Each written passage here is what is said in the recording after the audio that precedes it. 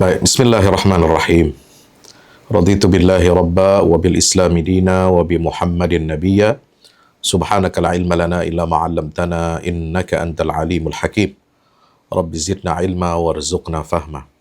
Ahyikum bi tahiyatil Islam. Assalamualaikum warahmatullahi wabarakatuh. Alhamdulillah wa syukrulillah wa la hawla wa la quwwata illa billah, amma ba'du. Para hamba-hamba Allah, para perindu surga yang insya Allah semuanya dirahmati Allah Subhanahu wa Ta'ala. Malam ini alhamdulillah kita bersyukur pada Allah dipertemukan dalam majelis virtual.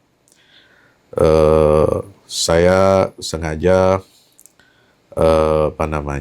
ingin bersilaturahim dengan teman-teman, dengan sahabat yang mungkin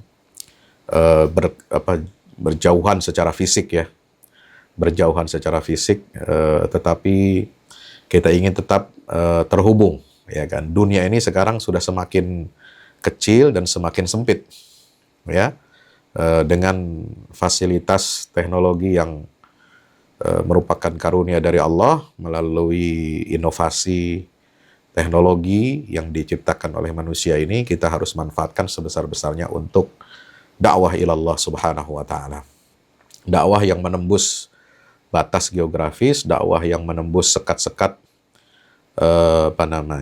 golongan, ya, ormas Islam, dan memang kami sejak awal diamanahkan, dititipkan sedikit ilmu, ya, maka ini merupakan tanggung jawab yang besar di pundak siapa saja, ya, da'i ilallah, apalagi yang sedikit diberikan ilmu ini, untuk bisa disampaikan. Balighu anni walau ayah. Ya, banyak ayat-ayat dan hadis-hadis Nabi SAW yang mengajarkan kepada kita tentang keutamaan, ya, untuk mengajarkan ilmu. Khairukum man ta'allama al-Qur'an wa 'allamah. Sebaik-baik umat Rasulullah itu adalah orang yang mau mengajarkan Al-Quran, mau mempelajari Al-Quran dan mau mengajarkannya setelah dia kuasai, setelah dia pelajari dengan baik. Bahkan Rasulullah SAW, ya, dalam banyak hadisnya juga menyinggung tentang bagaimana rahmat Allah Subhanahu wa Ta'ala, ampunan Allah, ya, kemudian penjagaan Allah, malaikatnya itu senantiasa berselawat, memberikan doa agar rahmat Allah diturunkan. Bahkan ikan, ya, yang ada di samudra, ya, semua makhluk itu mendoakan apa? Limu'allimin nasil khair, ya, mendoakan agar Allah memberikan rahmat kepada siapa saja yang mengajarkan kebaikan kepada umat manusia. Maka itu salah satu wasilah tegaknya Islam bisa tegak dan eksis sampai saat ini, itu adalah melalui wasilah ilmu. Selain wasilah futuhat, penaklukan, ya, wasilah yang paling besar yang Allah karuniakan kepada umat Nabi Muhammad SAW adalah wasilah ilmu dan dakwah ilallah. Kuntum khaira ummatin ukhrijat linnas ta'muruna bil ma'ruf wa tanhauna 'anil munkar wa tu'minuna billah. Ya, disebutkan bahwa karakteristik umat terbaik Nabi Muhammad ini sebagai umat terbaik itu adalah karena kita diberikan amanah, ya, untuk memikul tanggung jawab besar, ta'muruna bil ma'ruf wa tanhauna 'anil munkar, beramar ma'ruf dan nahi munkar. Wal takum minkum ummatun yad'una ilal khair wa ya'muruna bil ma'ruf wa yanhauna 'anil munkar wa ulaika humul muflihun.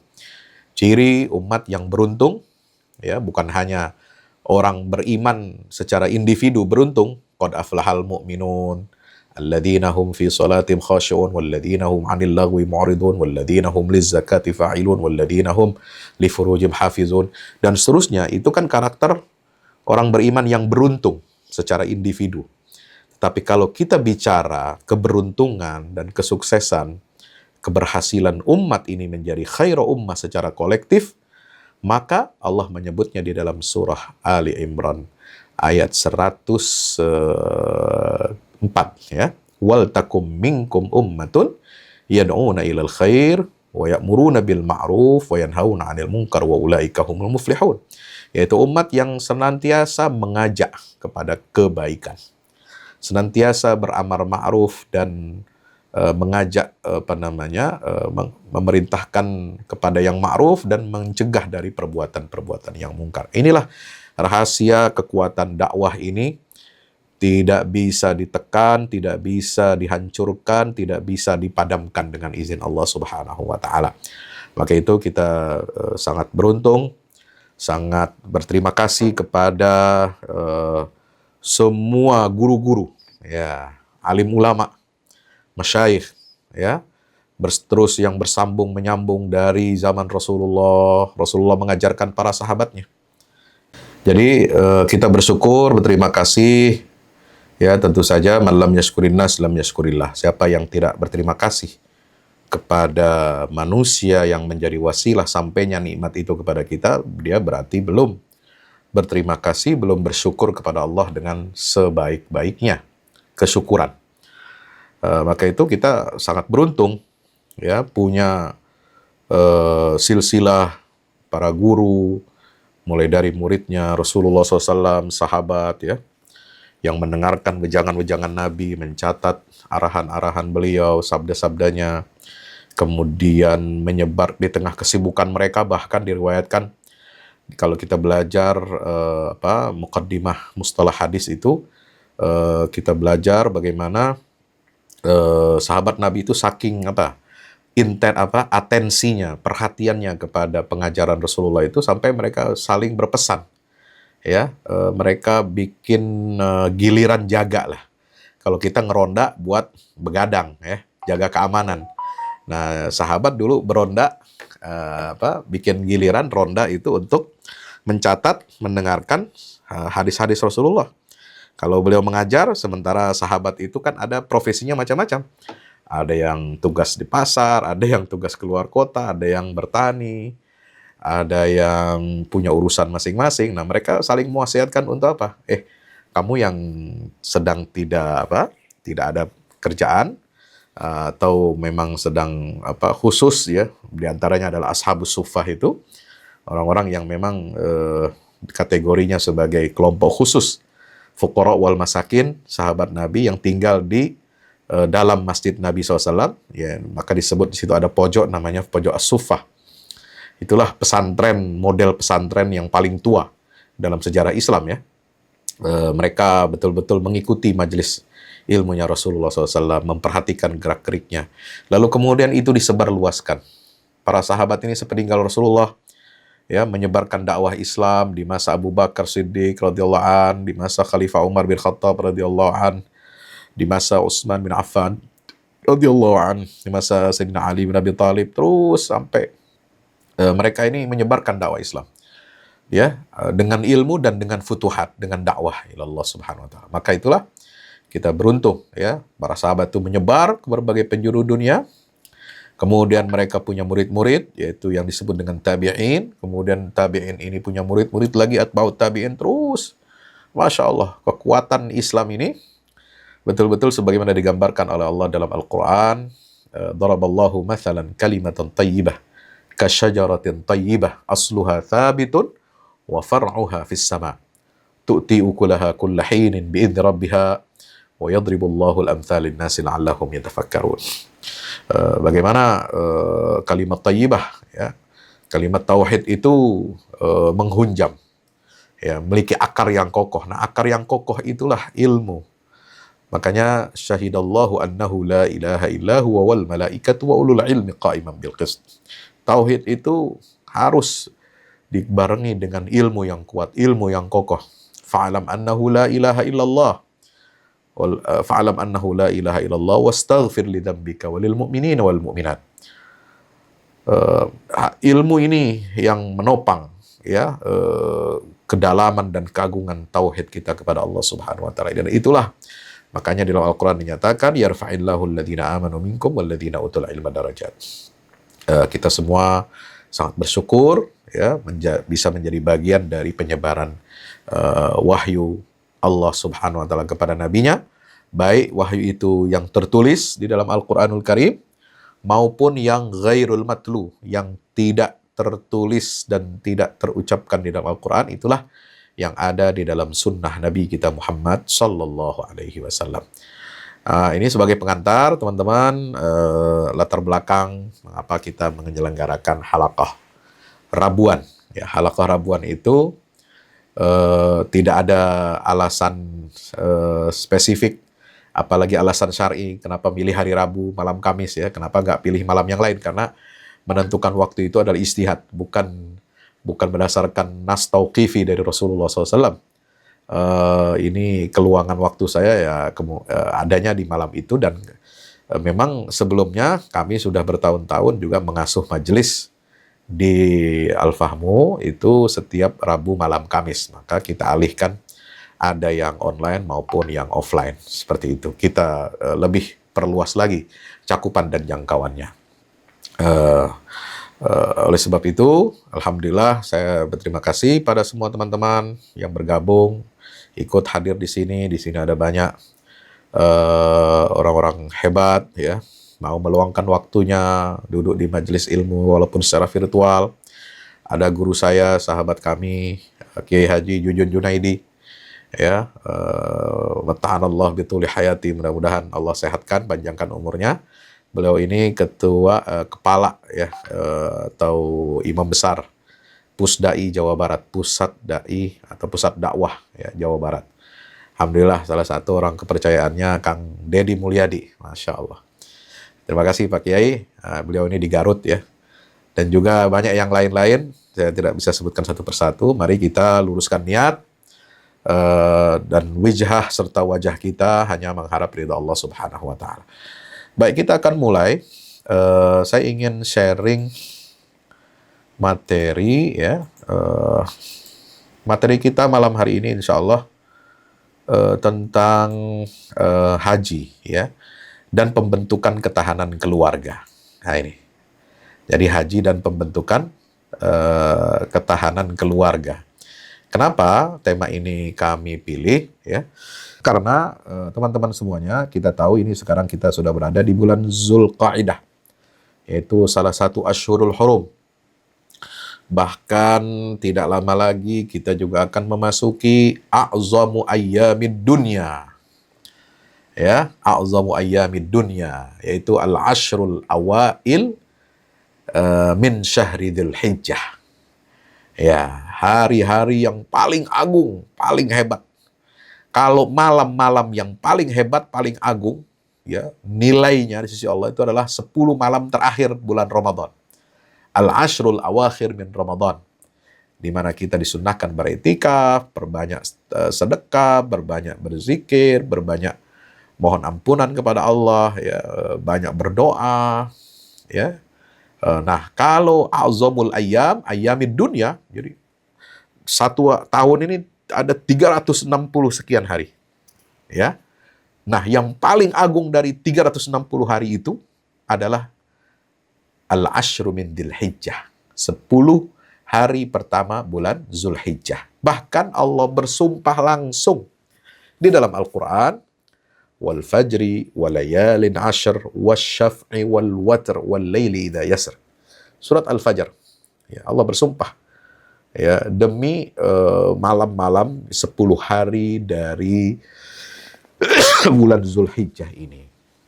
Teman-teman yang dirahmati Allah, kalau kita membahas dan mengupas tentang haji, ya, kalau ustadz-ustadz ya sering diminta waktunya untuk ceramah atau mengisi kajian walimatus safar ya, pelepasan jamaah haji. Ya, jadi kalau di kalangan ikhwan Nahdiyin itu istilahnya walimatus safar, pakai Jujun. Kalau di Muhammadiyah itu tergantung beda-beda istilahnya. Bukan walimatus safar. Ya, kalau kemarin di Jawa Tengah, di Jawa Tengah saya ngisi itu di Karanganyar, Kabupaten Karanganyar, dan sebelumnya tahun lalu di Malang, di Dom UMM, Tes Muhammadiyah Malang. Kemarin di Karanganyar itu, Gedung Dakwah Muhammadiyah itu istilahnya mangayu bagyo. Mangayu bagyo itu ngiring bingah kalau kata bahasa Jawanya. Ikut senang, ikut bahagia melepas jamaah haji. Itu ada acaranya, ya, ada acara. Walaupun itu bukan bukanlah sebuah kewajiban, ya, bukan sebuah kewajiban karena itu diselenggarakan oleh biasanya KBUH-nya yang menyelenggarakan, ya, KBUH-nya. Dan ini difasilitasi oleh Rumah Sakit PKU Muhammadiyah, biasanya seperti itu. Nah, karena jamaah-jamaah haji itu kan dalam urusan cek kesehatan, segala macam, prosedur pemberangkatannya memang lebih banyak bersinggungan dengan KBUH dan juga Rumah Sakit PKU Muhammadiyah itu. Nah, jadi mengayu bagyo atau walimatus safar atau apalah namanya, kita bisa mengupas haji ini dari berbagai sudut pandang. Ya, tema haji ini tema yang sangat dahsyat, luar biasa. Makanya insya Allah tahadus bin nikmah, saya ingin menyampaikan kabar baik kepada teman-teman semuanya, kepada Pak Kiai juga. Tahun ini insya Allah saya akan merilis buku judulnya Haji, dari Pemurnian Misi Kenabian hingga Revolusi Kebangkitan. Ya, haji. Ini hasil kajian ceramah-ceramah saya, kemudian ditranskrip, dan kemudian saya tambahi materi-materinya yang update, termasuk tentang pesan perdamaian global dari ibadah haji ini. Karena kita haji ini tahun ini berbeda dengan sebelum-sebelumnya. Ya, itu di tengah kecamuk perang, ya, Amerika, Israel, kemudian juga dengan Iran dan lain sebagainya, ya. Maka itu perlu kita mengangkat tema-tema yang hangat dan aktual. Buku itu nanti ada kurang lebih sekitar 370 halaman, ya, disertai dengan ilustrasi-ilustrasi, panduan manasik ibadah haji, doa-doa hari Arafah lengkap, teksnya, terjemahannya kita hadirkan di sana. Ada scan barcode tentang tata cara manasik ibadah haji, ya. Semua lengkap. Ini bisa menjadi bekal untuk dibawa oleh jamaah haji ketika menunaikan haji ke Baitullah. Sayangnya mungkin belum bisa diedarkan pada musim haji tahun ini. Insya Allah akan lebih leluasa lagi nanti di musim haji tahun akan datang. Insya Allah mudah-mudahan kita semua dipanggil oleh Allah ke tanah suci, ke Baitullah untuk melaksanakan ibadah haji. Amin ya rabbal alamin. Teman-teman dirahmati Allah, materi pertama kita 1 bulan ini 4 materi tentang ibadah haji semua nih. Saya ingin mengupas secara mendalam, ya, walaupun tidak mungkin tidak terlalu panjang, tapi ini kisi-kisinya saja, ya. Jadi bagaimana haji ini kaitannya dengan ketahanan keluarga? Nanti ada haji dengan masalah kebangkitan, dengan tazkiyatun nafas haji dan pesan perdamaian, ya. Kenapa? Karena ibadah haji ini, ya, ikhwatal iman, rahimakumullah, itu adalah, memang dia adalah ibadah fisik. Kita tahu, haji ini ibadah fisik dan mobilitas tinggi. Ya. Kalau ibadah sholat, ya ibadah fisiknya ada, cuma gerakan sebentar. Nggak berat. Diam di tempat, ya kan? Diam di tempat, bacaannya tertentu dan tidak lama, tidak mengambil waktu yang lama, dan juga tidak melakukan pekerjaan yang berat. Ya, takbiratul ihram, kemudian baca bacaan Al-Quran, Fatihah dan surat yang lain, surat yang sunnah, ya. Kemudian ruku, i'tidal, kemudian sujud dan seperti itu. Itu kan ringan, nggak berat. Zakat, ya itu bukan ibadah fisik, ya itu ibadah mal, ibadah harta. Ya, puasa memang ada unsur fisiknya juga, menahan, tapi lebih kepada apa? Lapar, menahan lapar, bukan karena mobilitas pergerakan, ya. Pindah dari satu tempat ke tempat yang lain dengan jumlah yang masif, yang massal di satu tempat. Nah, kita puasa kan di tempat masing-masing, ya, nggak berdesak-desakan, nggak berhimpit-himpitan, melaksanakannya juga ada waktunya tertentu, gitu ya. Dan itu rutin setiap tahun kita lakukan, ya, ibadah puasa Ramadan. Tapi haji, Masya Allah, maka dia disebut sebagai rukun terbesar, ya, sebagai ibadah yang juga aktivitasnya atau manasiknya itu dijelaskan secara rinci di dalam Al-Qur'anul Karim. Nah, itu nanti barangkali pertemuan berikut-berikutnya akan kita jelaskan. Tapi sebagai mukaddimah, sebagai pendahuluan, ini pentingnya sekarang kita hidup di tengah era disrupsi, ya, era yang betul-betul banyak sekali krisis menghantam keluarga. Berapa banyak sekarang perceraian, berapa banyak kasus perselingkuhan, ya. Dan Kementerian Agama mencatat angka yang sangat fantastis. Belum lagi kalau kita bicara tentang penyimpangan seksual, ya, kejahatan seksual, ya, kekerasan dalam rumah tangga dan sebagainya. Ini hidup kenyataan yang ada kita saksikan sehari-hari, teman-teman. Maka sebab itu kita akan melihat nih bagaimana haji ini bisa mengubah dan memberikan ketahanan spiritual, ketahanan mental, ya, ketahanan resiliensi bagi setiap keluarga Muslim untuk menghadapi tantangan-tantangan kontemporer. Ya, ini ibadah haji ini walaupun dia membutuhkan fisik yang sangat kuat, ya, kalau tidak kuat, tidak sehat, ini tidak akan sempurna ibadah haji kita. Ya, harus digotong, harus duduk di atas kursi roda, atau dibantu, atau mungkin dalam kondisi tertentu bisa dibadalkan. Dia sakit, lemah gitu ya, dia bisa dibadalkan, misalnya tawafnya mungkin bisa ditandu gitu ya. Kalau dia nggak bisa juga, nanti bisa membayar orang untuk menggantikan dia tawaf gitu, niat tawaf selama dia masih hidup, ya. Tapi kalau di tengah haji ini ajal menjemput, ya berarti sudah tidak ada, gugur lagi kewajibannya. Nah, sebab itu fisik ini luar biasa. Nah, kita lihat, ya, ibadah haji yang memerlukan latihan fisik yang sangat berat itu, ya, semuanya berat sebenarnya. Wukuf, sebenarnya bukan wukufnya yang berat, duduk berdoa dan sebagainya. Yang berat itu perjalanannya itu loh. Ya, dari Mina ke Arafah, ya kan, begitu banyak manusia. Dari perjalanan selesai maghrib hari tanggal 9 Zulhijjah menuju Muzdalifah juga antrian, macet dan sebagainya. Harus bermalam di Muzdalifah mengambil batu.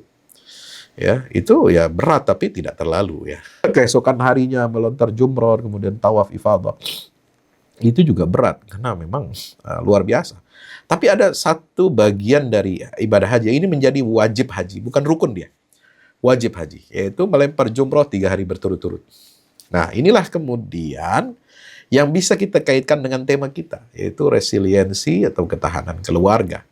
Di mana pengalaman, ya, experiencing jumroh, 3 jumroh dalam 3 hari berturut-turut itu adalah representasi, ya, perlawanan Nabi Ibrahim alaihissalam, kemudian istri beliau Hajar, kemudian putra beliau Ismail alaihissalam untuk menahan godaan-godaan setan. Nah, kalau masa lalu itu kira-kira bersifat simbolik, ya, bersifat simbolik. Ibadah fisik itu berat, simbolik, itu mental juga harus tahan. Panas, ya, berjalan di tengah terik matahari juga harus siap, kita kuat fisik kita, niat kita harus betul-betul, ya, untuk apa? Untuk membebaskan diri kita dari belenggu setan. Kita harus jadikan setan itu sebagai musuh yang harus kita lempar, ya, dengan batu. Nah, ini bagaimana cara membaca wajib haji jumrah, ya, pada 3 hari berturut-turut ini. Inilah yang akan memberikan panduan strategis untuk, ya, bagaimana kita ini melempar jumrah itu kita artikan, kita maknai apa? Kita memiliki kekuatan ideologi, kekuatan spiritual untuk apa? Ya, menolak intervensi ideologi asing selain Islam. Ideologi-ideologi yang merusak harus kita tolak, ya. Ideologi yang menyimpang harus kita tolak, ya. Kemudian juga panduan strategis dari Jumrah itu adalah untuk memperbaiki keluarga kita. Ya, mendidik anak-anak demi kebangkitan umat. Nah, kalau kita lihat sejarahnya, kan kita semua sudah tahu kisahnya bagaimana Nabi Ibrahim diganggu, digoda oleh syaitan, ya, sehingga lahirlah ritual melempari batu yang kemudian diganti dengan sosok siapa? Sosok batu besar, yaitu Jumrah Al-Aqabah, ya, Jumratul Aqabah. Kemudian Wusta dan Ula. Nah, Ula, Wusta, Aqabah. Ula itu yang paling kecil, ya, itu simbol bagaimana Nabi Ismail, ya, melawan godaan setan. Maka tubuhnya paling kecil. Kemudian Wusta itu sosok monumen yang diabadikan untuk menggambarkan bagaimana perlawanan Hajar, istri Nabi Ibrahim, melawan godaan syaitan. Kemudian batu yang besar, yang paling besar, monumen itu diabadikan untuk simbol bagaimana dahulu Nabi Ibrahim melawan godaan syaitan dan melempar syaitan itu dengan batu. Ya, nah inilah yang harus kita terjemahkan dalam kehidupan modern sekarang.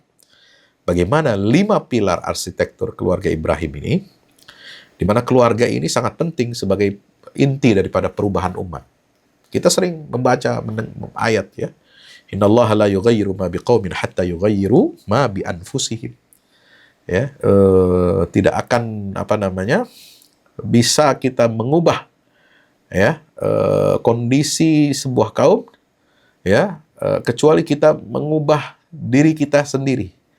Jadi Allah itu tidak akan mengubah kondisi suatu bangsa kalau tidak diiringi dengan niat yang tekad yang sungguh-sungguh dari orang-orang yang ada di dalam bangsa itu, kaum itu, untuk memang serius mau berubah. Gitu. Nah, inti daripada pusat perubahan itu adalah keluarga. Keluarga ini unit yang sangat luar biasa. Makanya perhatian Islam, riayatul Islam, lil usrah, sampai perhatian Islam terhadap keluarga ini sampai dibuat buku khusus, ya, 5 jilid oleh ulama dari Mesir, ya, Syekh Atiyah Saqar, fatwa-fatwa tentang keluarga, riayatul Islam lil usrah, riayatul usrah fil Islam, maaf. Bagaimana Islam itu meriayah, ya, merawat, menjaga keluarga, ya, ini dari kehancuran. Semua syariat Islam itu diantaranya adalah salah satu maqasidnya adalah menjaga keluarga dari kehancuran. Sebab bangunan peradaban ini tidak akan tegak kalau tidak ada keluarga-keluarga yang baik. Ada lagi Syekh Abdul Karim Zaidan, ya, doktor dari Irak. Kalau tadi Syekh Atiyah Saqar dari Mesir, ketua Lajnah Fatwa Al-Azhar. Itu juga menulis kitab berapa jilid itu? 9 atau 10 jilid itu.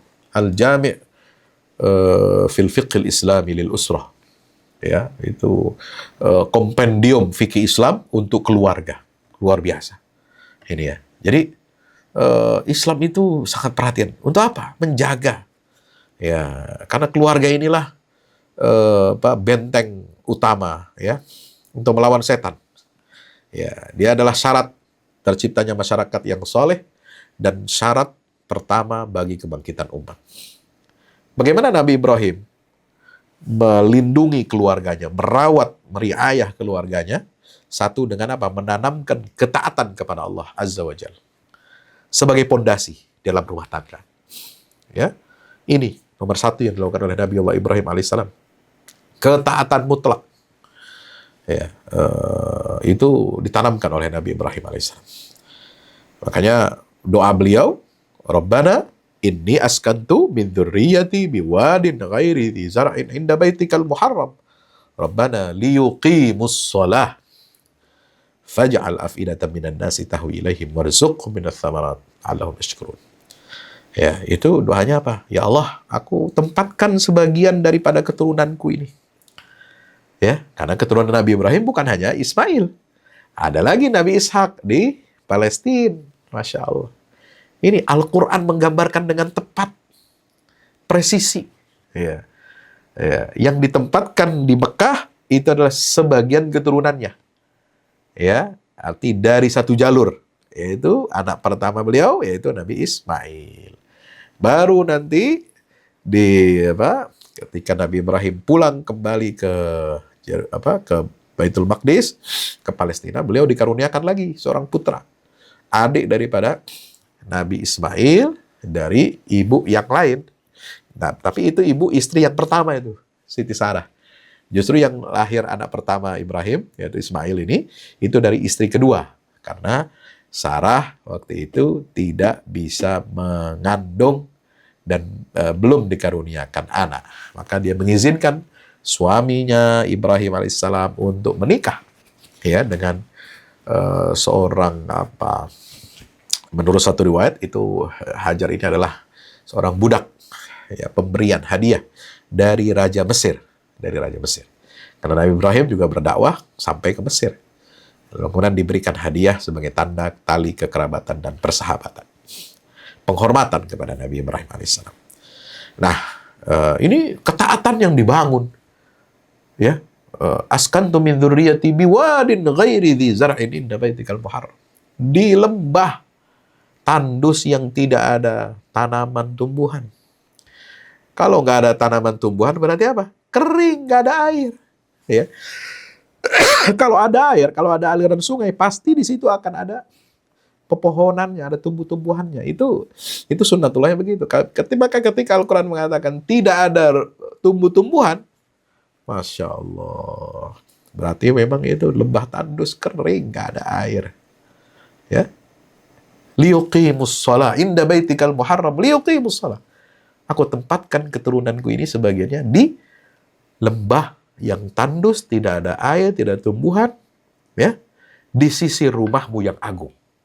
Subhanallah. Untuk apa? Rabbana liyuqimus shalah. Agar mereka keturunanku ini semuanya menegakkan sholat. Allah. Taat, ketaatan yang mutlak. Bahkan ketika anaknya baru lahir pun sudah diberikan, ditanamkan ketaatan yang mutlak itu kepada Allah Azza wa Jalla. Ya, ketaatan mutlak seorang suami meninggalkan istrinya di lembah tandus bersama putranya yang masih merah, masih bayi. Maka ditanya oleh sang istri, ya, wahai suamiku, Allahu amaraka bihadza. Wahai suamiku Ibrahim, apakah engkau meninggalkan kami di sini tanpa ada tanda-tanda kehidupan? Ya, kalau ada istri zaman sekarang begitu, tega banget. Ya. Suami meninggalkan istri, nggak ada sangu, nggak ada sarana kehidupan. Subhanallah. Wajar kalau seorang istri bertanya, Allahu amaraka bihadza. Siapa yang perintahkan kau begini? Apakah Allah yang perintahkan atau itu hanya kehendak kamu saja? Maka Ibrahim menjawab, Allah yang perintahkan aku. Maka apa jawab sang istri? Idzan la yudayyi'an Allah. Kalau Allah yang menentukan ini semua, yang menetapkan kami tinggal di sini, engkau kembali ke Baitul Maqdis, kami yakin Allah tidak akan menyia-nyiakan, tidak akan membiarkan kami mati kelaparan, mati kehausan. Subhanallah. Percayanya, fiqhnya, imannya kepada Allah luar biasa. Taat. Taat kepada suami dalam rangka taat kepada Allah. Sama dengan taat kepada orang tua, dalam rangka kita taat kepada Allah. Taat kita, rakyat kepada pemimpin, dalam rangka taat kita kepada Allah. Selama ya pemimpin, selama suami, selama orang tua tidak bermaksiat kepada Allah, tidak melanggar aturan Allah, wajib kita taati mereka. Inilah yang namanya taatan betul. Kedua, ikhlas berkorban. Ikhlas berkorban bukan cuma lip service, bukan cuma di bibir, ya.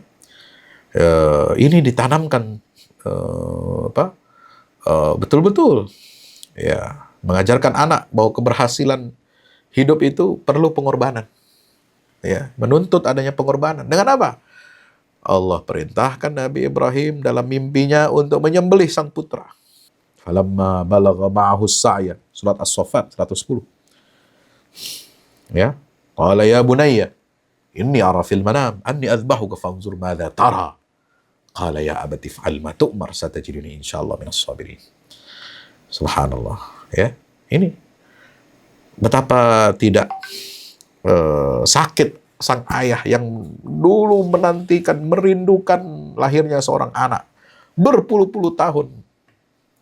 Ketika diberikan oleh Allah seorang putra, sampai dia usia bisa bekerja mandiri. Falamma balagha ma'ahu sa'ya, as-sa'ya itu.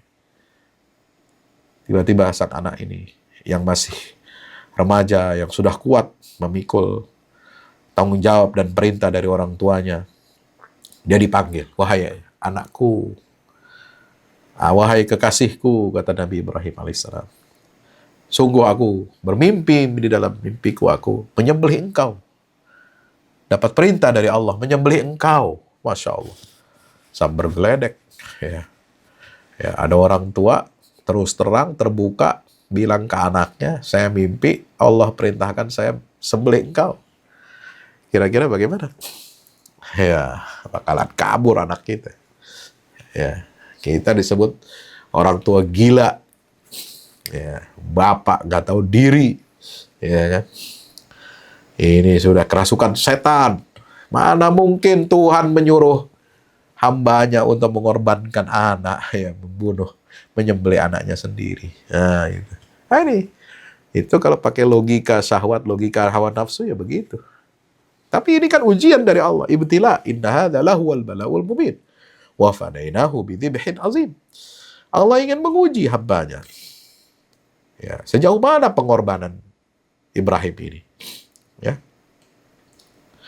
Sebab Ibrahim dalam satu riwayat mengatakan, seandainya Allah ingin, ya, mengambil anak dariku, aku akan berikan. Karena dia suka apa? Dia suka menyedekahkan hartanya, menyedekahkan hewan ternaknya yang dimiliki. Suka berkorban. Nabi Ibrahim itu sifatnya suka berkorban.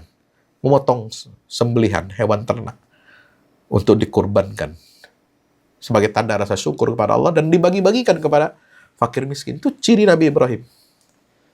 Ya. Ciri Nabi Ibrahim itu begitu. Ya. Jadi dia sangat pandai bersyukur.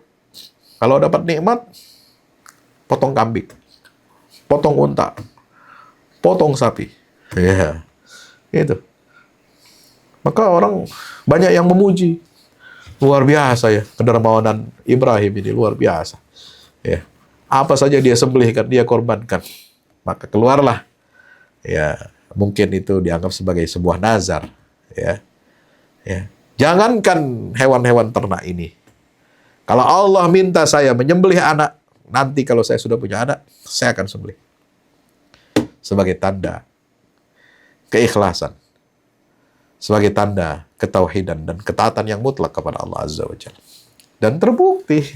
Setelah itu dia dikasih anak, dikaruniai anak, dan Allah tagih janjinya. Nazarnya itu. Subhanallah. Nah, dari situlah sang anak ini, sang putra ini belajar tentang dari ayahnya Ibrahim ini bagaimana pengorbanannya yang luar biasa. Maka dipuji, diagungkan oleh Allah Subhanahu wa taala sosok Nabi Ibrahim. Inna Ibrahim kana ummatan qanitan lillahi hanifa wa lam yakun minal musyrikin. Syakiran li an'umihi jtabahu wa hadahu ila siratal mustaqim. Ibrahim itu adalah satu umat, satu orang tapi kualitasnya seperti satu umat. Allahu akbar walillahil hamd. Satu umat. Jadi umat ini Islam dari dulu sampai sekarang, ya, itu sudah diwakili oleh ketauhidannya Ibrahim, ketaatannya Ibrahim, pengorbanannya Ibrahim, keikhlasannya Nabi Ibrahim. Kita nggak ada apa-apanya dibandingkan Nabi Ibrahim. Ya, semua umat Islam dari zaman setelah beliau punya keturunan sampai akhir zaman. Umat Nabi Muhammad itu adalah umat akhir zaman. Itu semua diibaratkan oleh Allah. Dialah seluruh umat ini ada pada satu sosok yang namanya Ibrahim alaihissalam. Makanya Allah Ta'ala mengatakan apa? Laqad kana lakum, ya, Laqad kana lakum kana fi Ibrahim laqad kana lakum, kalau itu kan laqad kana lakum fi Rasulillah uswatun hasanah, ya kan? Nah, ada satu ayat lagi. Laqad kana lakum laqad kana lakum uswatun hasanatun fi Ibrahim. Ya. Ya, uswatun hasanah didahulukan. Ya. Jadi di dalam sungguh terdapat teladan terbaik buat kalian pada sosok Ibrahim. Kalau Rasulullah, laqad kana lakum fi Rasulillah dulu. Baru uswatun hasanah. Sungguh ada untuk kalian, ya, dalam diri Rasulullah itu uswatun hasanah. Tapi kalau Nabi Ibrahim didahulukan uswatun hasanah dulu baru setelah itu diri beliau. Laqad kana lakum Ibrahim dulu ya. Laqad kana lakum uswatun hasanatun fi Ibrahim. Teladan itu ada pada diri Nabi Ibrahim alaihissalam. Maka ini disebut sebagai satu umat. Yang ketiga adalah kesatuan peran.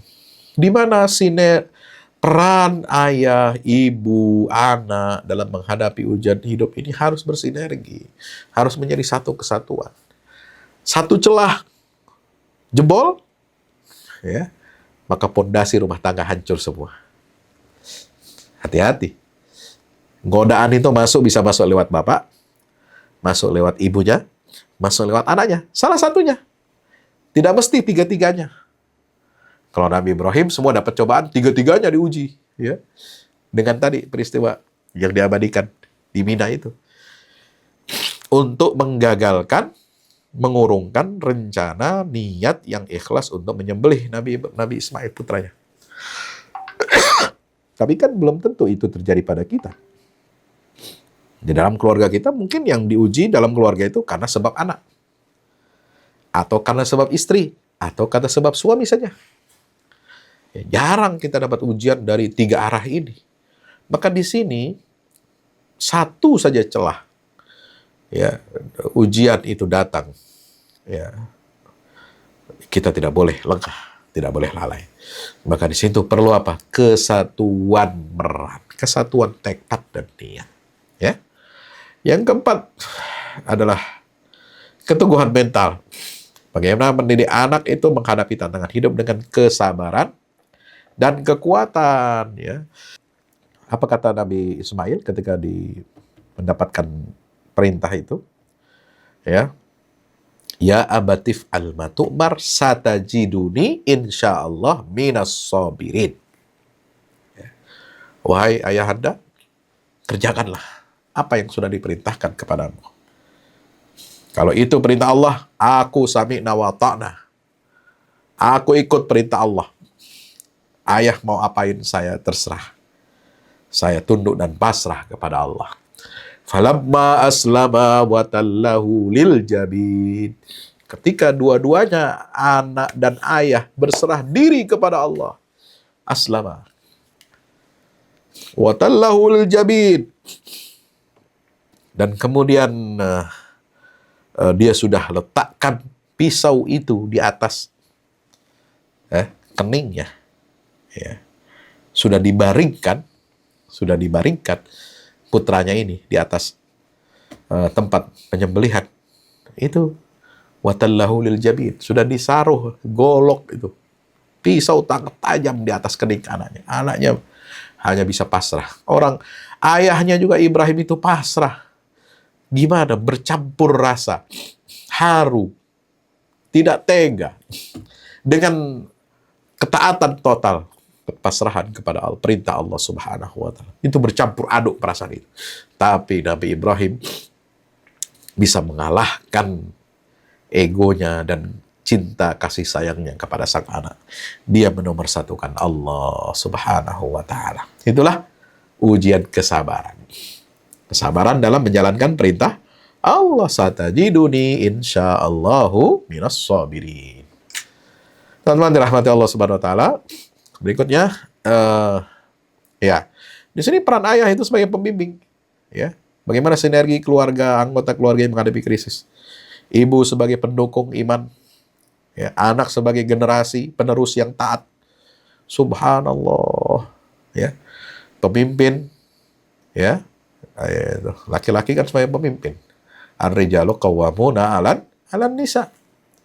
Pengarah, pembimbing. Pemimpin harus mengarahkan visi keluarga sesuai perintah Allah. Ibu, ya, sebagai orang yang paling tahu siapa suaminya, yang paling tahu siapa anaknya, karakter anaknya, ibu. Ya. Nah, ibu ini harus menjadi pendukung utama yang tidak ada keraguan sedikit pun. Allahu amaraka bihadza? Pertanyaan Siti Hajar nih. Dijawab oleh Nabi Ibrahim, "Iya, Allah." Idzan la yudayyi'an Allah. Kalau begitu Allah pasti tidak akan menyia-nyiakan dan membiarkan kita tanpa pertolongan. Ini tanpa ada keraguan sedikit pun. Nah, bagaimana Ismail sebagai putra? Ini generasi yang taat, Masya Allah. Anak yang betul-betul dididik untuk memahami dan mematuhi nilai-nilai luhur. Ya. If'al ma tu'mar satajiduni insyaallahu minas sabirin. Inilah ketahanan keluarga yang optimal. Sebab medan pertempuran kita sebelum di tengah masyarakat itu ada di dalam rumah, di tengah keluarga kita. Innama amwalukum wa auladukum fitnah wallahu indahu ajrun azim. Sungguhnya hartamu dan anak-anakmu hanyalah cobaan, fitnah. Dan di sisi Allah ada pahala yang sangat besar. Jadi keluarga itu sumber kebahagiaan, tapi juga di sisi lain dia adalah bisa menjadi ujian atau fitnah. Ya, fitnah buat kita, ujian buat orang tua, ujian buat anak, ujian buat istri. Maka kewajiban kita sebagai pemimpin adalah qu anfusakum wa ahlikum nara. Jaga keluarga kita, anak-anak kita, istri kita dari api neraka. Nah, sekarang di zaman yang serba modern ini, kita harus bisa memetakan jejaring setan. Itu kan masih abstrak tuh. 3 monumen, Ula, Wusto, Aqobah. Masih abstrak. Orang masih berpikir, aduh, ini apa ya?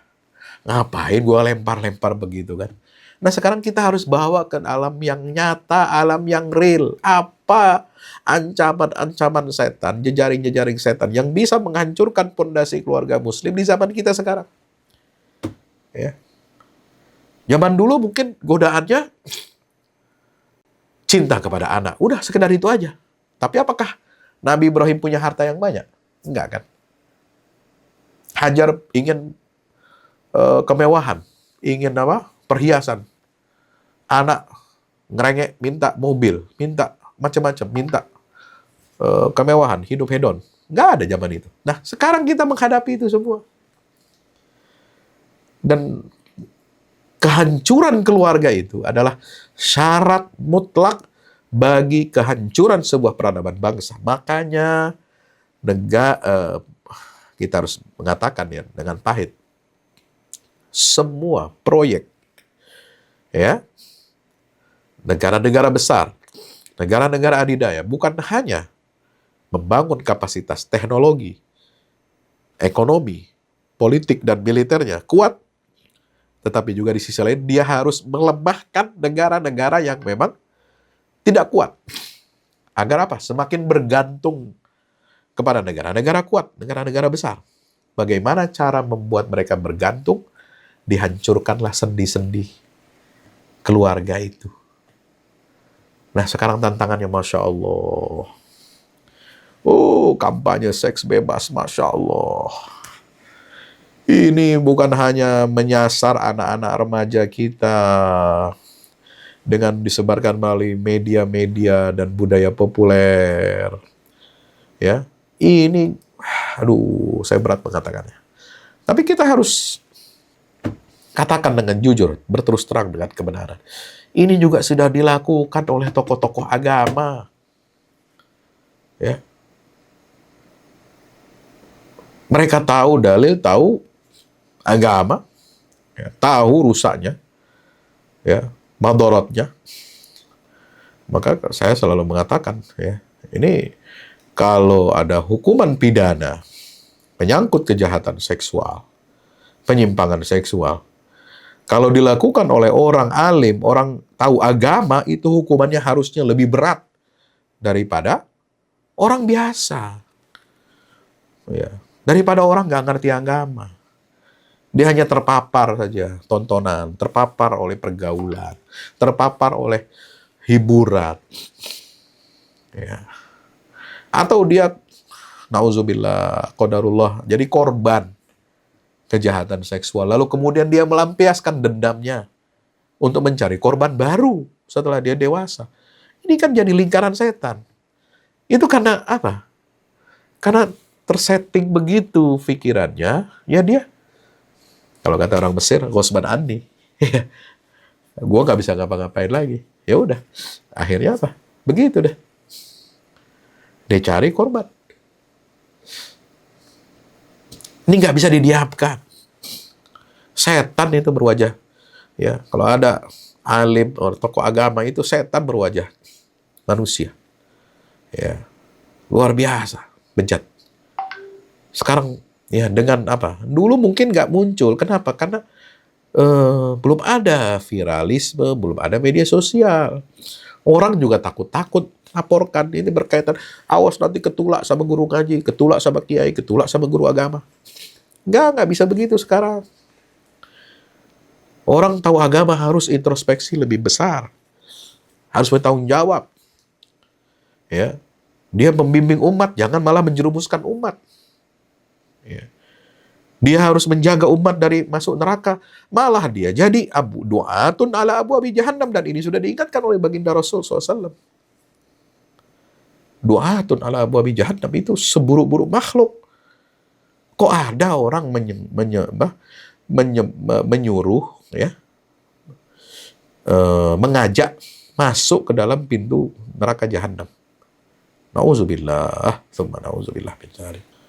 Feminisme liberal ini merusak peran ibu. Oh, perempuan habis. Ya. Dipuja-puja, diangkat setinggi langit supaya apa? Supaya dia keluar dari fitrah sebagai perempuan. Keluar dari fitrahnya sebagai ibu, sebagai pengasuh peradaban. Ya, keluar dari fitrahnya.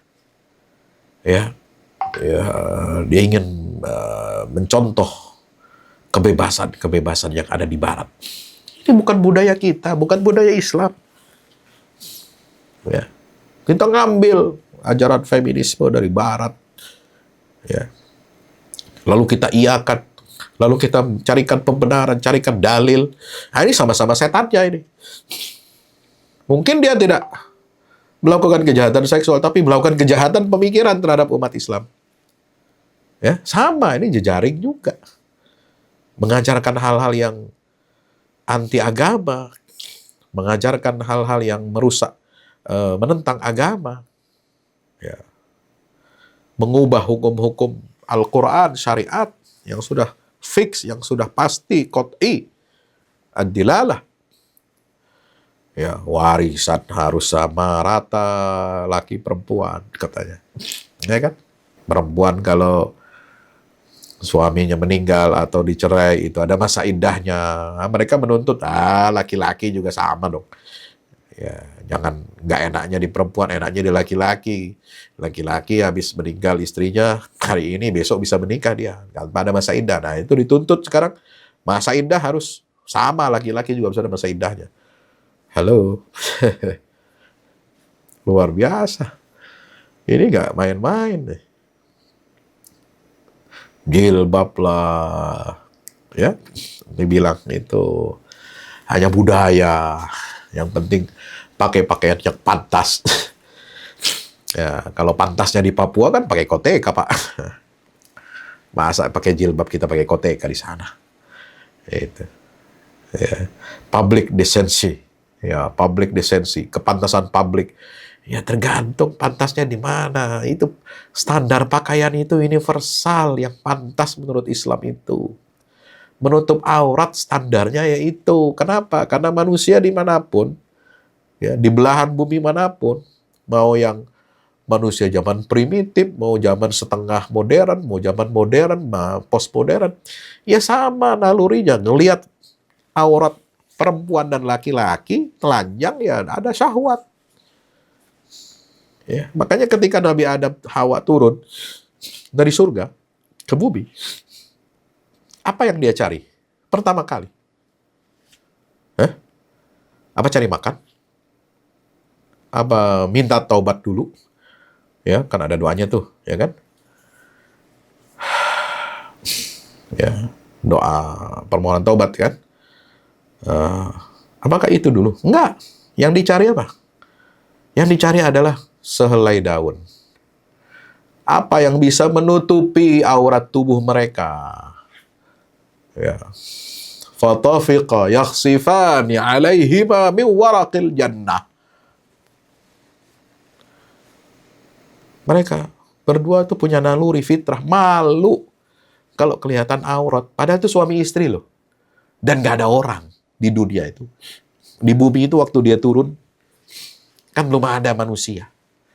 Ya, sudah ada binatang-binatang purba barangkali ya. Ya. Tapi kan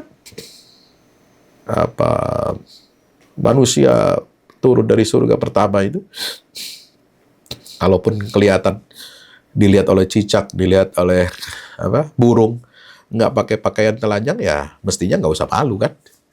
Nggak ada siapa-siapa. Tapi naluri fitrahnya manusia itu, sejak Adam diciptakan bersama Hawa sampai ke dunia, mereka dilepaskan, ditanggalkan semua bajunya, sampai ke dunia yang dicari pertama adalah yakhsifani alaihima min waraqil jannah, menutupi auratnya. Daun-daun besar. Subhanallah. Nah, peran ibu ini akan dihancurkan. Ya. Rumah tangga kita akan dirusak dengan emansipasi lah. Ya, kalau mau menuntut kesamaan hak, ya kan? Ya, kesamaan hak dituntut, semua serba sama, setara. Ya, tapi giliran gerbong kereta mau dikhususkan, kan begitu. Kira-kira adil apa enggak ini? Kira-kira setara apa enggak ini, bos? Ya, ya. Tolong pakai hati nurani lah. Ya. Katanya mau dituntut setara, tapi gerbong saja kan harus dipisahkan. Bahkan minta ini, yang di belakang itu dan di depan jangan gerbong khusus perempuan itu. Kalau bisa taruh laki-laki di situ, perempuan ada di tengah. Nah, ini kan bertentangan juga dengan selama ini digebar-geborkan setara sama. Kalau setara sama kan berarti dengan ucapan itu dia mengakui ada ketidaksamaan, ada ketidaksetaraan memang. Ya, minta dikhususkan gitu. Nah, ini jadi banyak hal yang perlu kita benahi ini. Subhanallah. Dan sekarang ya, orang itu luar biasa liberalnya. Apa, Pak? Teman-teman. Ya. Itu nggak boleh itu perempuan sholat safnya di belakang laki-laki itu menghina perempuan katanya. Ya. Lah, kalau itu menghina perempuan, Sayyidah Aisyah itu, istri-istri Nabi itu kan guru-gurunya sahabat Nabi itu. Orang pinter itu, orang hebat Aisyah itu. Semua sahabat itu berguru kepada Aisyah. Meriwayatkan hadis tentang isi keluarganya Nabi dari Aisyah. Ya. Tapi Aisyah nggak pernah ribut minta dia safnya di depan laki-laki, walaupun dia jadi gurunya sahabat kan. Coba kita pikirkan. Ya, apa dia merasa terhina? Safnya di belakang laki-laki, perempuan di belakang laki-laki. Ada lagi yang teriak-teriak, kita harus khutbah Jumat, khutbah hari raya itu perempuan mestinya dibolehkan itu bicara depan laki-laki. Ini penghinaan kepada perempuan katanya. Kita harus jadi mustami terus. Nggak begitu caranya. Ada hal-hal yang kita ini secara nas ya kita ikuti. Ya. Ya. Dan tidak bisa kita asal merekayasa ya hal-hal yang sudah diatur oleh nas itu. Ya. Nah, ini salah satu ancaman, peta ancaman ini banyak. Ya, cara gaya hidup hedonis, individualis. merusak tatanan, ya, merusak ikatan keluarga, ya. Semua sibuk dengan urusan masing-masing, nggak bersapa, ya. Hidup ingin individualis, ya, hidup hedonis. Orang tua dititipkan di panti asuhan, ya Allah. Bagaimana? Anak maunya dapat warisan, tapi ketika suruh ngurusin orang tua nggak mau dia. Subhanallah. Nauzubillah min dzalik. Ya. Nah inilah degradasi umat. Ini supply chain-nya, ya, rantainya itu berkelindan. Mulai dari krisis peran ibu dengan masuknya ideologi feminisme liberal, melemahnya peran ibu sebagai madrasah pertama, al-madrasatul ula, sehingga keluarga itu menjadi hedonis, individualistis, krisis moral anak. Akibat apa? Serbuan media, kampanye seks bebas, sehingga moral menjadi degradasi. Inilah yang menyebabkan kehancuran generasi penerus. Fa khalafa min ba'dihim khalfun adha'us salata wattaba'us syahawat fasawfa yalqawna ghayya. Ya, itu akan diteruskan generasi, ya, fa khalafa min ba'dihim khalfun adha'us salah. Apa yang pertama akan merusak, mendegradasi umat ini? Menyia-nyiakan sholat ketika orang tidak lagi punya hubungan vertikal dengan Allah. Wattaba'us syahawat, dia mengikuti syahwat, selera, semua permisif, semua serba dibolehkan. Nauzubillah min dzalik. Nauzubillah, nauzubillah. Tanpa perlawanan, tanpa ketahanan, tatanan keluarga kita bisa hancur. Sehingga apa? Tidak akan ada yang namanya kebangkitan umat. Ya. Maka itu jamaah yang dirahmati Allah, kita harus punya strategi pertahanan. Apa? Perisai kita ini. Satu, perisai pertama, lapisan pertama adalah yang menjadi landasan utama kita adalah penanaman tauhid kepada Allah. Memastikan anak-anak harus kenal siapa Allah, siapa Tuhannya, siapa penciptanya, ya. Dan bagaimana kita ini harus taat kepada Sang Pencipta. Ya, harus tanamkan tauhid itu. Ya. Karena yang mempengaruhi anak ini beragama, bertauhid atau tidak adalah orang tuanya. Ya. Kullu mauludin yuladu 'alal fitrah fa abawahu. Nabi mengatakan dua orang tuanya. Padahal anaknya itu yang sudah lahir dalam keadaan fitrah. Tapi karena diasuh, dididik oleh dua orang tuanya, ibu bapaknya ini, yuhawwidanihi, au yunassiranihi, au yumajjisanihi. Ini yang menyebabkan anak ini jadi Yahudi. Membebek mengikuti perilaku orang tuanya. Au yunassiranihi, membebek mengikuti agama Nasrani yang diajarkan oleh dua orang tuanya. Padahal dia lahir dalam keadaan fitrah tauhid. Au yumajjisanihi, atau ya, menyebabkan anak itu jadi majusi. Nauzubillah. Lapisan kedua adalah ketahanan moral dan syariah. Bagaimana membangun karakter melalui pelajaran Al-Quran dan akhlak yang islami sehari-hari. Lapisan yang ketiga, kita kenalkan anak ini batasan halal haram. Ini penting. Ya, dalam interaksi sosial, hubungan antar jenis kelamin, ya, kita harus kenalkan. Jangan tabu bicara tentang pendidikan seks anak dalam Islam. Itu kita mengajarkan bagaimana dia toharoh, bagaimana bersuci, membersihkan najis dari kelaminnya, ya, dari kubulnya dan duburnya ketika dia istinja. Itu kan itu pendidikan itu sebenarnya.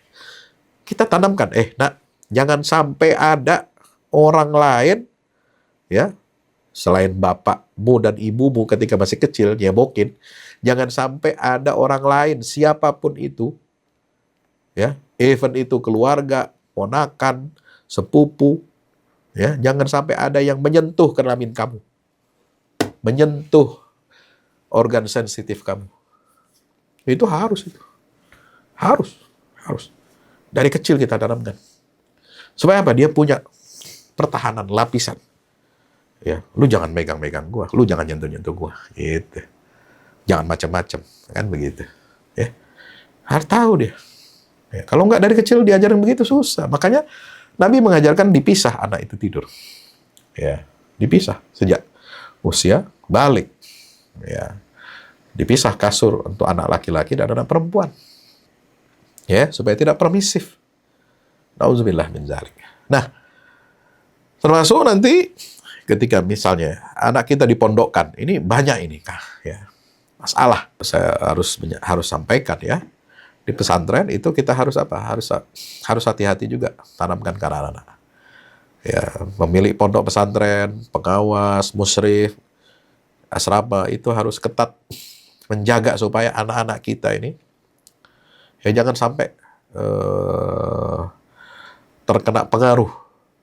Ya, mungkin karena iseng awalnya. Ya, mandi bareng satu kobong gitu ya. Nggak boleh itu melihat aurat orang lain. Nggak boleh. Mandi bareng anak laki-laki. Nggak boleh. Jangan dibiasakan. Jangan dinormalisasi. Mau di pondok, mau di boarding school, mau di asrama nggak ada. Nggak ada ceritanya kita boleh mengizinkan mandi bareng anak laki-laki tanpa satir, tanpa pintu yang privasi. Ya, nggak boleh begitu. Iya. Ini juga kamar asrama harus diawasi, harus tidur masing-masing satu kasur satu orang.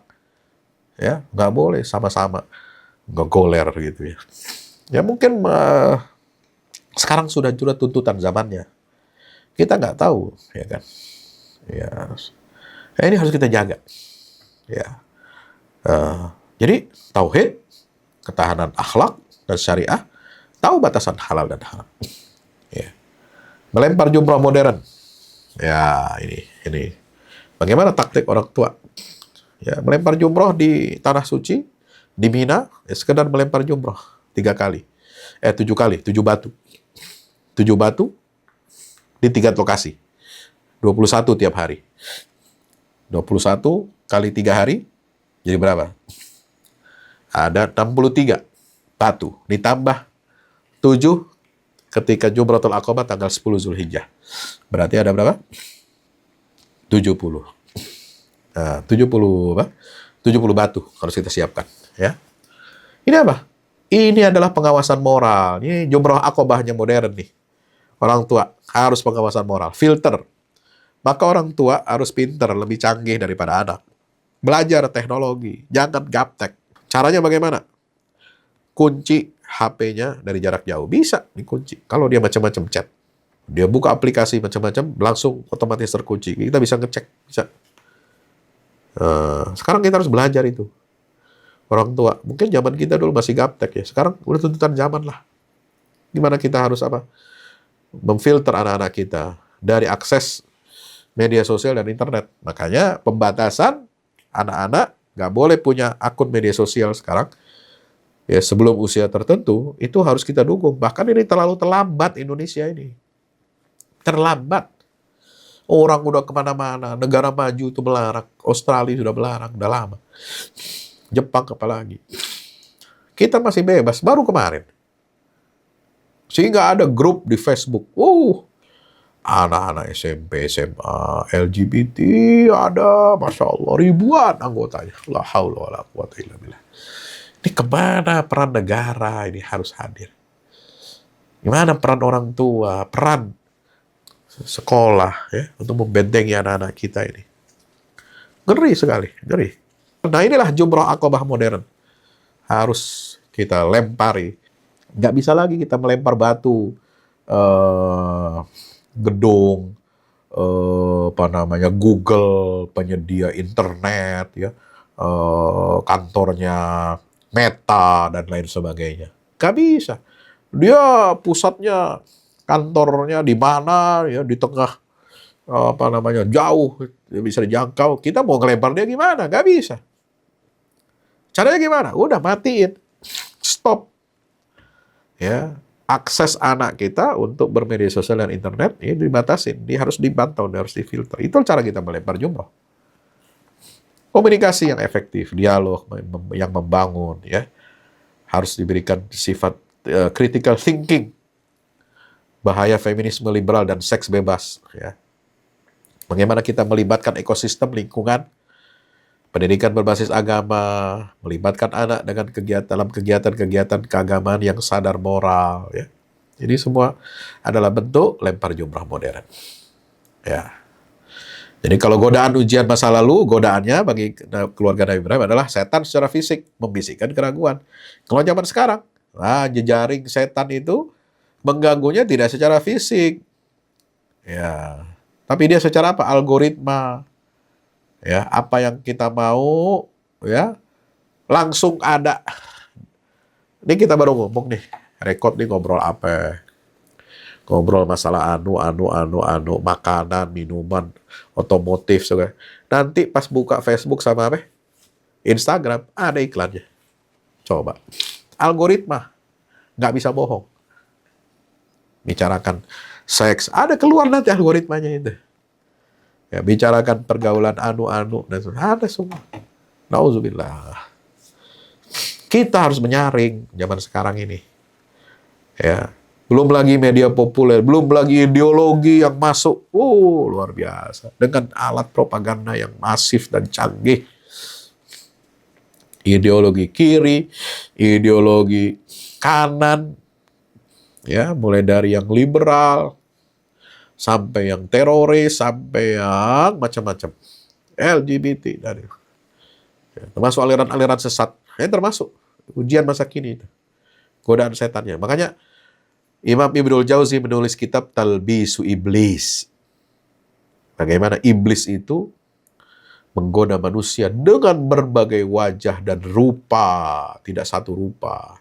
Tidak satu jenis godaannya. Canggih. Godaan buat orang awam begini, godaan buat orang alim begini, buat orang tua begini, buat begini. Lengkap. Godaan pemikiran sama. Talbis iblis. Termasuk mencaci melaknat sahabat Nabi. Dan sekarang udah rame kan di media sosial. Anak ingusan, petantang petenteng, melaknat Abu Bakar, kurang ajar. Ya, kalau ada yang begitu, ringkus aja tuh. Datangin rumahnya, bawa ke polisi. Mereka berani begitu kenapa? Karena didikan orang tua. Didikan lingkungan. Nggak ada toleransi yang begitu-begitu. Itu merusak. Ya, merusak akidah. Kita mencaci orang tua aja nggak boleh. Mencaci guru aja nggak boleh. Apalagi mencaci sahabat Nabi. Kalau Yahudi Nasrani ditanya, siapa umat generasi terbaik buat orang Yahudi Nasrani, dia pasti bilang, sahabat-sahabat Nabi kami lah, penerus-penerusnya lah yang paling baik. Dan kalau Syiah bilang apa? Yang paling buruk itu adalah sahabat Nabi. Generasi Islam paling buruk itu. Kan gila, lebih sesat dari Yahudi Nasrani itu, bos. Nah ini, hati-hati. Ideologi zaman sekarang ini.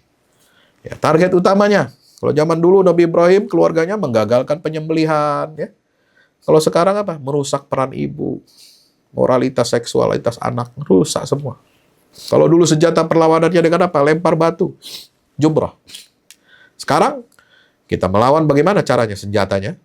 Awasi media. Kita harus buka ruang dialog terbuka dengan anak-anak kita. Jangan malu dialog dengan anak dalam masalah-masalah seksual. Itulah kesempatan paling berharga orang tua untuk menyelami dan mendalami, memahami jalan pikiran anak. Anak kita zaman sekarang ini udah beda sama anak zaman dulu.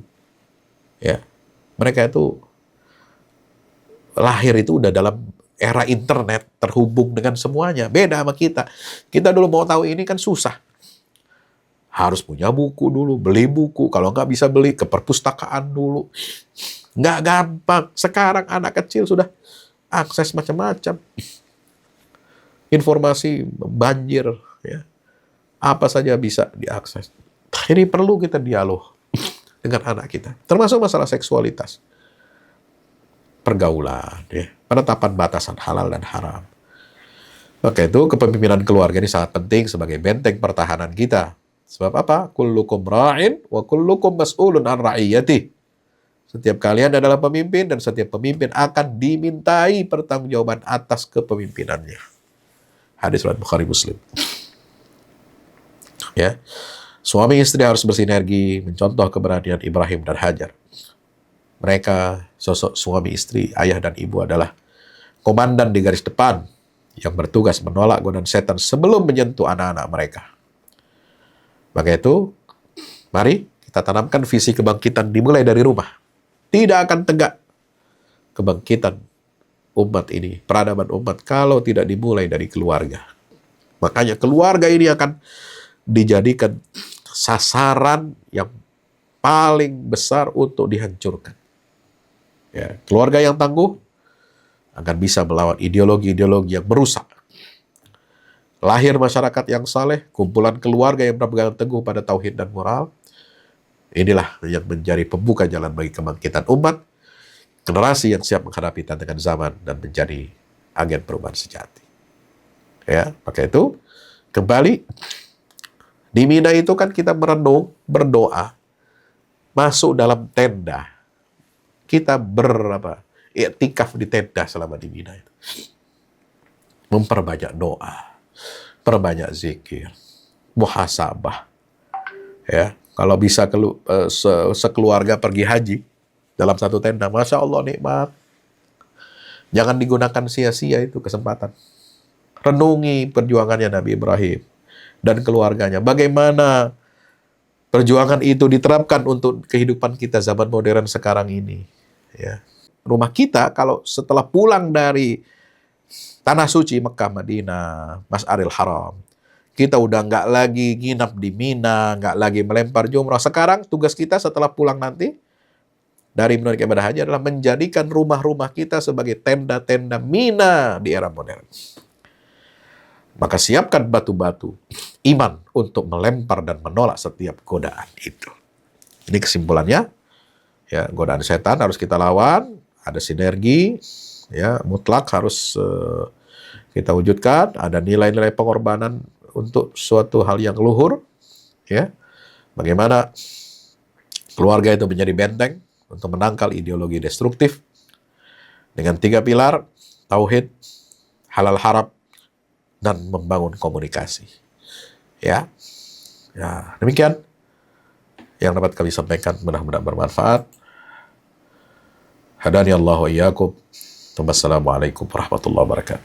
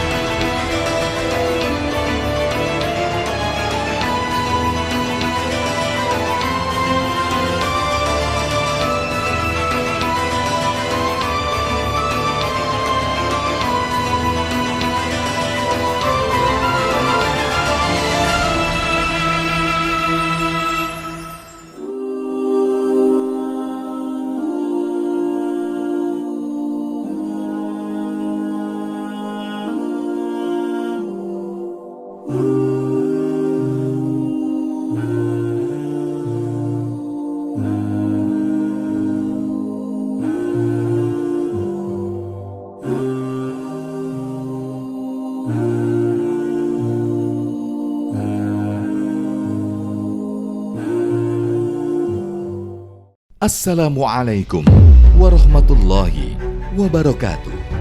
Yang terbaru dari Al-Fahmu Institute, buku petunjuk manusia pilihan, karya Ustadz Fahmi Salim.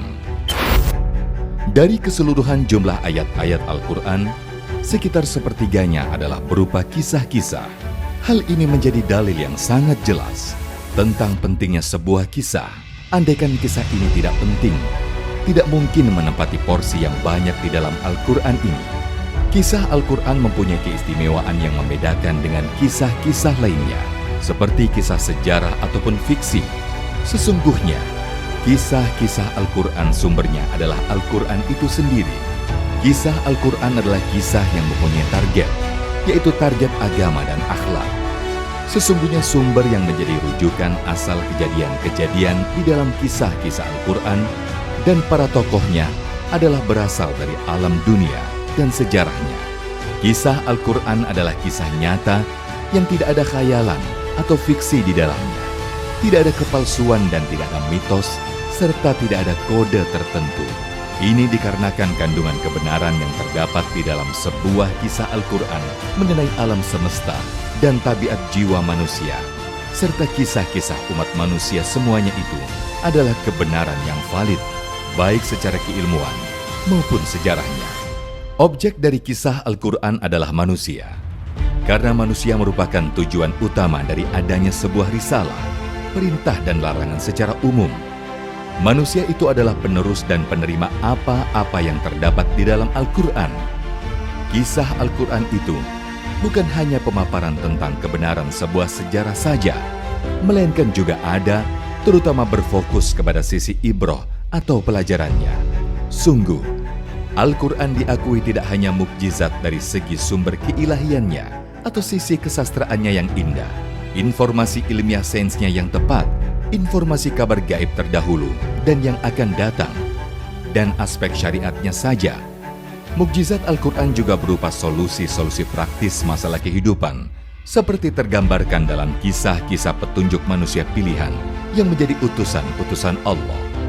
Petunjuk manusia pilihan sudah seharusnya menjadi pemandu dan penerang jalan agar Indonesia dan dunia keseluruhan segera terentaskan keluar dari berbagai kegelapan hidup menuju cahaya peradaban yang unggul gemilang, bersendikan tauhid yang kokoh sepanjang masa.